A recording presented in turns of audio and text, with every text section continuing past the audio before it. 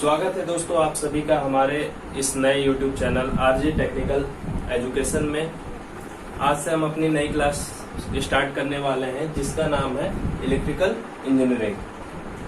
इसके अंदर हम सबसे पहले जानते हैं कि इलेक्ट्रिकल इंजीनियरिंग होती क्या है, इसको कहाँ पढ़ा जाता है, कहाँ उपयोग होता है, किस लिए हम इसे पढ़ते हैं, इन सारी बातों के बारे में हम इसमें डिस्कस करेंगे। तो सबसे पहले आ जाते हैं व्हाट इज इलेक्ट्रिकल इंजीनियरिंग या इलेक्ट्रिकल इंजीनियरिंग क्या है। विज्ञान की वह शाखा जिसके अंदर हम वैद्युत के प्रवाह का अध्ययन करते हैं, अर्थात इलेक्ट्रॉन एक जगह से दूसरे जगह जहां मूवमेंट करते हैं उसे हम कहते हैं इलेक्ट्रिकल इंजीनियरिंग। ठीक है, आगे चलते हैं, देखते हैं। इसके बाद आता है इलेक्ट्रिकल इंजीनियरिंग के पार्ट्स। इसके क्या कौन कौन से भाग होते हैं।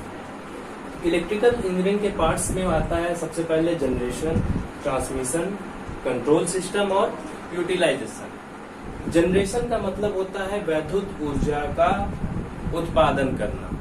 उसके बाद हम आते हैं ट्रांसमिशन पे। ट्रांसमिशन अर्थात किसी भी चीज को एक जगह से दूसरी जगह स्थानांतरण करना या भेजना। हम यहाँ पर इलेक्ट्रिकल इंजीनियरिंग की बात कर रहे हैं, इस वजह से यहाँ पर ट्रांसमिशन का तात्पर्य हम इससे लेंगे कि हम वैद्युत को एक जगह से दूसरी जगह ट्रांसमिट कर रहे हैं या भेज रहे हैं।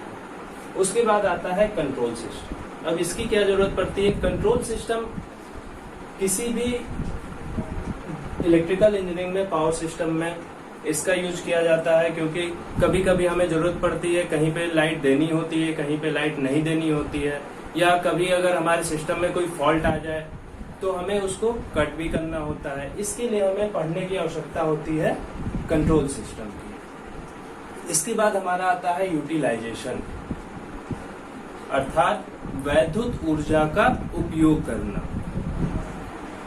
हमने वैद्युत ऊर्जा को उत्पन्न कर लिया, एक जगह से दूसरी जगह भेज लिया, उसका कंट्रोल भी कर लिया। अब बात आती है उसका उपयोग करना। हम उसका उपयोग कहाँ कहाँ कर सकते हैं, वो हम पढ़ते हैं यूटिलाइजेशन के अंदर। ठीक है, तो एक एक करके सबके बारे में थोड़ा थोड़ा हम जान लेते हैं।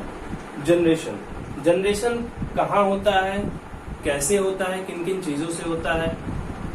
ठीक है, जनरेशन के अंदर आता है कोल। सबसे ज्यादा प्रतिशत कोल का होता है 38%। वर्ल्ड वाइड पूरे संसार का अगर हम मिला लें तो जनरेशन में कोयले से वैद्युत के उत्पादन में 38% का यूज होता है। उसके बाद आता है नेचुरल गैस। हम नेचुरल गैस का उपयोग करके वैद्युत का उत्पादन करते हैं। नेक्स्ट है हाइड्रो अर्थात जल वैद्युत। पानी का उपयोग करके हम वैद्युत का उत्पादन करते हैं। जैसे जहां हमने आप लोगों ने सुना होगा डैम बने होते हैं, वहां पे हम पानी को रोक करके क्या करते हैं, अल्टरनेटर लगा करके वैद्युत का उत्पादन करते हैं। उसके बाद आजकल रिसेंटली सबसे ज्यादा यूज में लिया जा रहा है न्यूक्लियर पावर प्लांट। इसका यूज इसलिए बढ़ते जा रहा है क्योंकि इसमें कम ईंधन में अधिक वैद्युत का उत्पादन हो जाता है। आगे 4% यूज होता है विंड पावर प्लांट में, हवा से जहां बिजली पैदा की जाती है। 3% है ऑयल पावर प्लांट में। 2% सोलर पावर प्लांट में। इसका भी यूज आजकल बढ़ते जा रहा है। नेक्स्ट है बायोफ्यूल्स, बायोमास से जो हम वैद्युत का उत्पादन करते हैं। नेक्स्ट है अदर्स। इसके अलावा और भी बहुत सारे तरीके हैं, जैसे कि सोलर सेल हो गया। ये सब तरीकों से हम क्या करते हैं, वैद्युत का उत्पादन करते हैं। अगले पे आ जाते हैं ट्रांसमिशन। अब वैद्युत ऊर्जा उत्पन्न तो हो गई, हमने उसको पैदा कर लिया, अब हमें उसको एक जगह से दूसरी जगह भेजना है, तो उसके लिए हम ट्रांसमिशन का सहारा लेते हैं। इसके अंदर 2 टाइप के ट्रांसमिशन होते हैं। पहला एसी ट्रांसमिशन सिस्टम, दूसरा DC transmission system. AC transmission system हम तब उपयोग करते हैं जब 765 केवी तक हम एसी ट्रांसमिशन सिस्टम यूज करते हैं।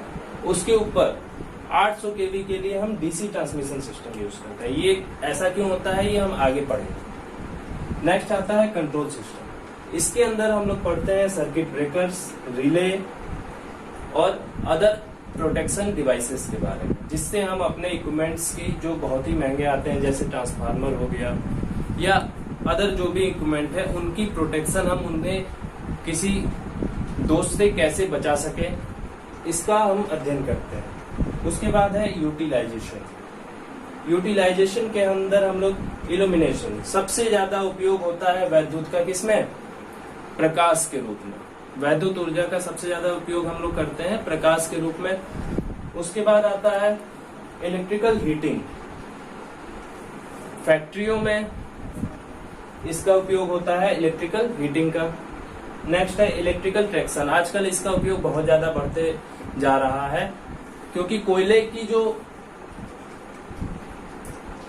की जो खदानें हैं वो सीमित होते जा रही हैं, इनका जो भंडार है वो सीमित होता जा रहा है। इसलिए अब हम लोग जा रहे हैं किसकी तरफ, इलेक्ट्रिकल ट्रैक्शन की तरफ। वैद्युत ऊर्जा से ट्रेनों को या किसी भी बस को, जैसे आपने ट्राम का नाम सुना होगा, आजकल देखे होंगे कि ट्रेन भी वैद्युत ऊर्जा पे ही चलाई जा रही है। तो इसका उपयोग किया जाता है किसमें, ट्रेनों को चलाने में, ट्रैक्शन के कार्य में।